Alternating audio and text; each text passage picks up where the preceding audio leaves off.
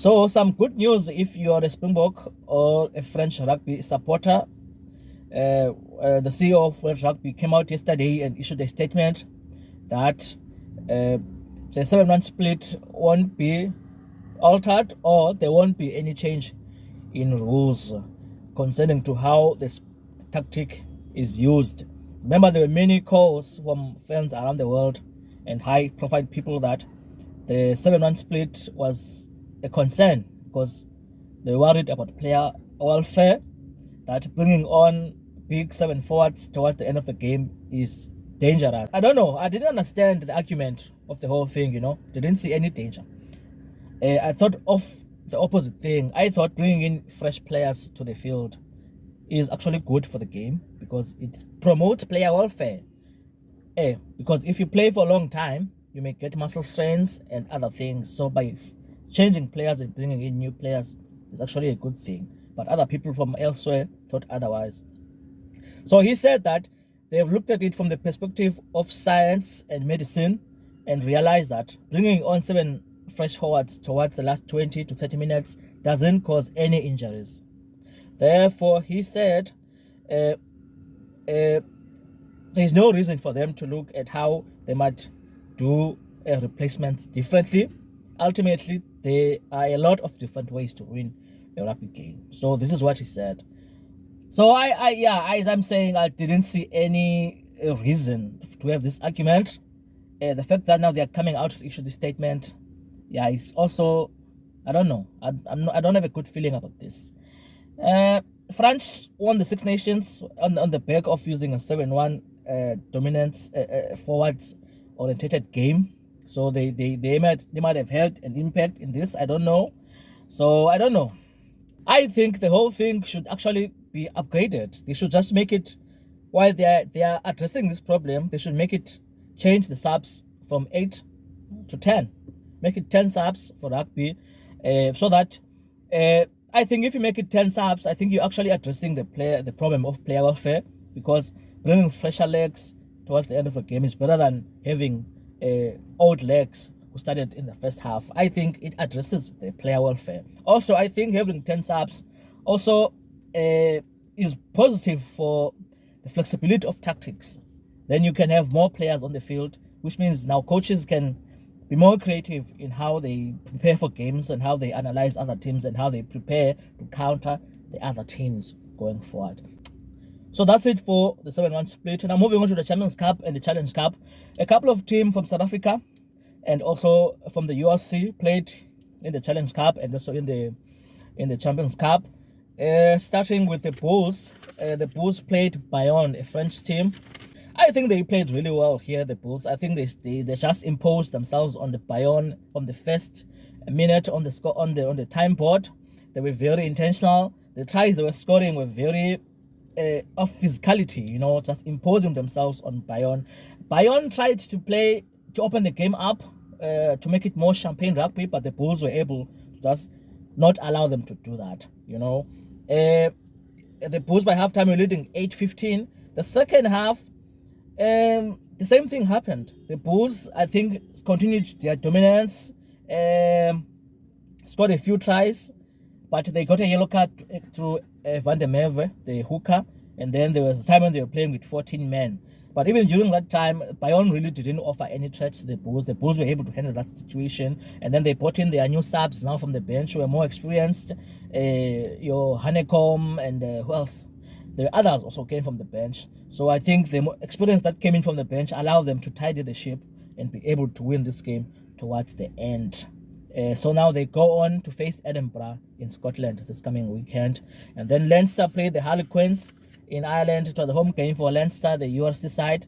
They really played well here. I think they controlled. I'm surprised by this game, actually. I was expecting a lot from Harlequins because Harlequins usually do well in knockouts. Remember from last season when they managed to beat Bordeaux Beagles in France. So I thought in this game they were really going to come and challenge Leinster, but not the case. They looked very shell-shocked. They looked very confused. They looked like they didn't come to this game with any plan. They looked like a team that did not have a week session of preparation to this game, because everything, there was nothing they were really doing. There was nothing they were really doing. There was no propping. There was no trying to turn Leinster. There was, even their set piece was not good on the day. So I don't know what the plan was from Harlequins coming to this game.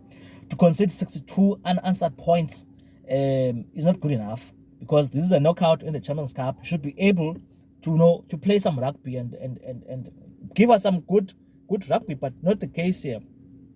I'm very shocked actually how they played in this game. And then Leinster went on to win this game comfortable. It was very easy for Leinster. They were not challenged. There were no challenge throughout the whole game. There were no challenge. It was just a one-way street dominance from their side. And then Lyon played Sharks in France. It was a home game from Lyon. For Lyon, a top 14 side.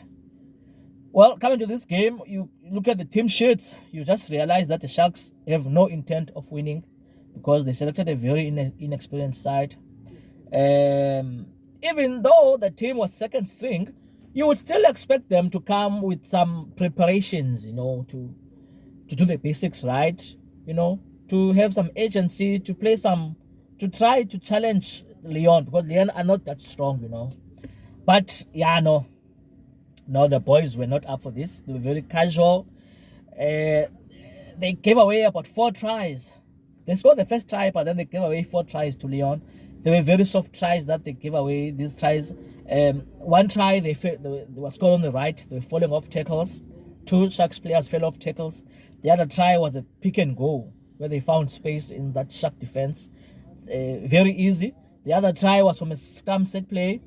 Very easy to defend, but they could not. It was very easy for Lyon to punch holes in that Shark defense. So I feel like there was no agency in the team. They were very relaxed. They were very chilled. Many errors in attack also. Uncoordinated attack sometimes. Misunderstandings between the players. So I don't know. Sometimes the exit kicks were not good for number 10. Some offense kicks when they were attacking. If it's kicking for an up and under, they would be too deep inside the 22 of Lyon, so it would be easy for them to field. Also, it was struggling to find grass on the Lyon backfield. So I don't know. There was nothing good about the Sharks in this game, and Lyon went on to win this game. The Sharks scored the last tries towards the end, but there's no point of scoring those tries. I mean, the whole game, you're not doing anything. So I'm actually very disappointed by how they performed in this game. And then La Rochelle took on Munster. Munster is the URC side. It's a home game for La Rochelle. Coming to this game, to be honest with you, I thought La Rochelle were going to win this game. Not comfortably, but I thought they were really going to win because they're playing at home. La Rochelle got few chances to have a go at Munster, and then I saw Munster, the attitude was of the highest level. They were very tough. They're very physical. I think the forwards of Munster really rolled up their sleeves for this game. They were defending nicely. They were hitting La Rochelle on the advantage line. They were hitting them. Even when they're close defending in their try line, they were very physical. La Rochelle found it really hard to penetrate the Munster defense. And then when Munster were going forward, they were very opportunistic. They were very sharp also, putting La Rochelle under a lot of pressure. So, yeah, then there was a yellow card to Ihaya West. And then Munster were able to score a try to Craig Casey. So it was very balanced in the first half. In the second half, I feel like Munster grew in the game. They grew in the game. There was a charge down by Combs, which allowed them to score a try. So I think these kind of moments in the game allow them to grow and to be more confident. And then they just became very gritty. It's grit. There was a lot of grit for Munster in this game. So I think as the game unfolded in the second half and it prolonged, still balanced, Munster grew and became more competitive. And then La Rochelle just fell down the hole and lost that composure. They lost that X factor, and the fans now started to be very quiet. And then Munster just, they were very competitive in the game. They were very competitive. Even the way they're defending the malls from La Rochelle, they were really, really competitive at Munster. And then also Glasgow played Leicester Tigers. Glasgow's a URC side. It was a home game for Glasgow. No. I think this game was won on the set piece, I think Glasgow, the set piece of Glasgow, the scrums were very good. I think they were dominant in the scrums. And then this now was a lot for Leicester Tigers. They really struggled to maintain that, giving away a lot of penalties to Glasgow, because Glasgow are really aggressive when they're playing in their home turf. So I think Leicester Tigers struggled to keep up with Glasgow throughout the whole 80 minutes. And yeah, I think the scrums, really, there were many scrums where that resulted in tries for Glasgow, So I think the scrums really worked for Glasgow in the night. And then Hencon Fenter, the back rower, and then the number 7 also were really good for Glasgow on the night. We know how they are in broken play. They are really good with their backline players, McDowell and Hastings, and who else? I forgot the other player. But these guys were really good on the night. So Tigers really never had a chance of beating Glasgow. And going forward, Glasgow will play Leinster. It's going to be interesting. So yeah, that's it for today. Watch more rugby and enjoy. And follow me on Twitter, follow me on TikTok, and follow me and subscribe. The links to these social media platforms are attached on the descriptions. Thank you very much. Enjoy. Thank you.